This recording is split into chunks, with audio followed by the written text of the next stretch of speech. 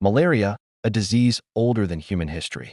A sickness so deadly it kills more people each year than some wars. But what really happens inside your body when a tiny mosquito bites you? Today, we uncover the truth behind the world's most persistent killer, malaria. First, let's get one thing straight. Malaria is not caused by mosquitoes themselves. It's caused by a microscopic parasite called Plasmodium. The mosquito is just the carrier, the delivery system. There are 5 types of these parasites that can infect humans, but the most deadly by far is Plasmodium falciparum, which is responsible for most malaria deaths worldwide. It's a tiny, but ruthless organism. So, how does it get inside you? It all begins with a single mosquito bite. When a female Anopheles mosquito bites you, she injects a bit of her saliva into your skin. This saliva contains an anticoagulant to stop your blood from clotting, making it easier for her to feed.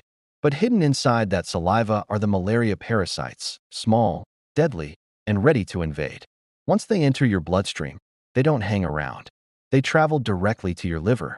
Inside the liver, the parasites multiply silently. At this stage, there's no pain, no symptoms, just a quiet, systematic invasion. This is where the real attack begins. The parasites infect your liver cells, multiplying into thousands of new parasites. After about a week or two, these cells burst, releasing a massive army of parasites back into your bloodstream. Now they have a new target, your red blood cells. They invade these cells, which are responsible for carrying oxygen throughout your body. Inside the red blood cells, they multiply again and then burst them open, releasing even more parasites to invade more cells. This destructive cycle repeats over and over, and this is when you start to feel sick. This repeated bursting of red blood cells causes the classic symptoms of malaria, a high fever, followed by shaking chills, and then intense sweating. Every time your red blood cells burst, your body temperature spikes. If left untreated, things get much worse. The massive loss of red blood cells leads to severe anemia, leaving you weak and exhausted. The parasites can also clog the small blood vessels leading to your brain, causing cerebral malaria, which results in swelling, confusion, and seizures. Your organs start to fail.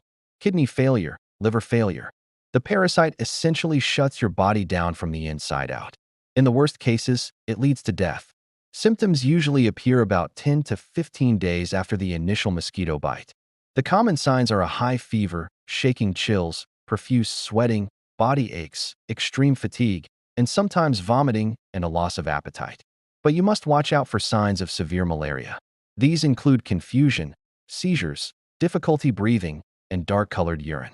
If you or anyone you know experiences these, it is a medical emergency and you need to get to a hospital immediately. The good news? Malaria is treatable, but only if it's caught early. Doctors use powerful anti-malaria drugs, like artemisinin in combination therapy, or ACT. For more severe cases, intravenous drugs like artesunate are used to quickly kill the parasites. But here's the critical part. The longer you wait, the more the parasite multiplies. Once it reaches a certain point, treatment becomes much harder and the risk of death increases dramatically. Time is everything. This brings us to the most important point. The greatest weapon against malaria is prevention. First, prevent mosquito bites. Sleep under insecticide-treated mosquito nets, especially if you live in or are traveling to a high-risk area. Use mosquito repellents on your skin and wear long-sleeved clothing, particularly at dusk and dawn when these mosquitoes are most active. Keeping your surroundings clean and getting rid of stagnant water also reduces mosquito breeding sites. Second, get tested early. If you have symptoms and you've been in an area with malaria, don't wait. A simple blood test can detect the parasite within minutes. Third, for travelers to high-risk zones, doctors can prescribe preventive drugs, known as prophylaxis. And finally, a huge breakthrough, vaccines. New malaria vaccines like RTS, S, and R21 are now being deployed and are already saving thousands of children's lives across Africa. So with all these tools, why is malaria still such a huge problem?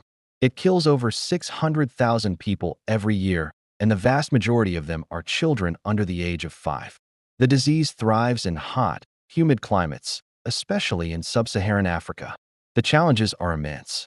Mosquitoes are becoming resistant to insecticides, and the parasite itself is evolving to resist some of the older drugs.